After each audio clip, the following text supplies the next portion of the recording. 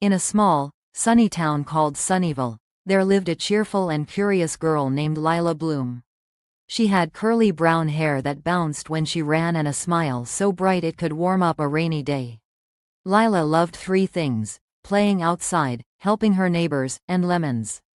Yes, lemons. She loved their color, their smell, their tangy taste, and especially the idea that something so sour could turn into something sweet.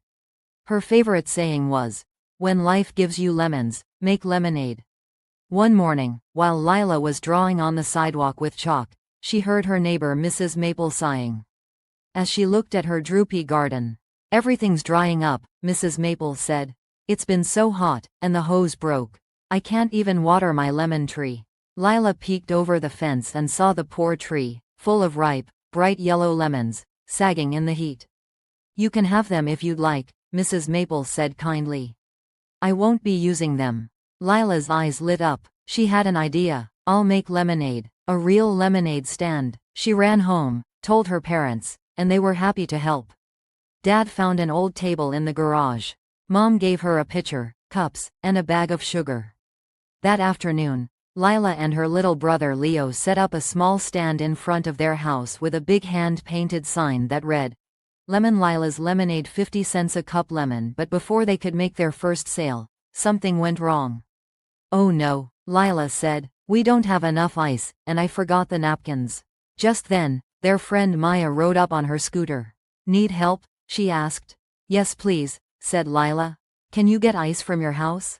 "I'll be right back." Soon Maya returned with a full bag of ice. And a stack of napkins. Lila smiled. "Thank you. Now we're ready." The first customer was Mr. Harvey, the mailman.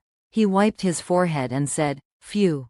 That's just what I need." He gave Lila $1 and said, "Keep the change." Word spread fast. More neighbors came. Moms with strollers, kids on bikes.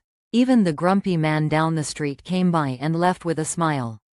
Business was booming. But then, splash, Leo accidentally knocked over the second pitcher.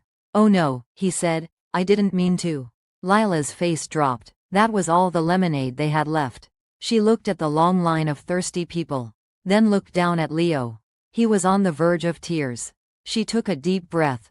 "It's okay, Leo. Accidents happen. We just need to make more." But they were out of lemons. Just as Lila was about to give up, Mrs. Maple came walking down the street with a basket of lemons. "I picked more from the tree," she said. "I thought you could use them." "Thank you." Lila beamed. With Maya helping to slice lemons, Leo stirring, carefully, and Lila pouring, they were back in business in no time. They sold every last drop. When they counted their earnings, they had made $22.50. "Wow," said Maya. "What are you going to do with the money?" Lila thought for a moment. "Let's do something sweet, like the lemonade." She went to the local hardware store and bought a new hose for Mrs. Maple's garden. They even tied a ribbon around it and left it on her porch with a thank you card. That evening, the three friends sat on the porch, sipping the last cups of lemonade. "You know," said Lila, "this started as just a fun idea.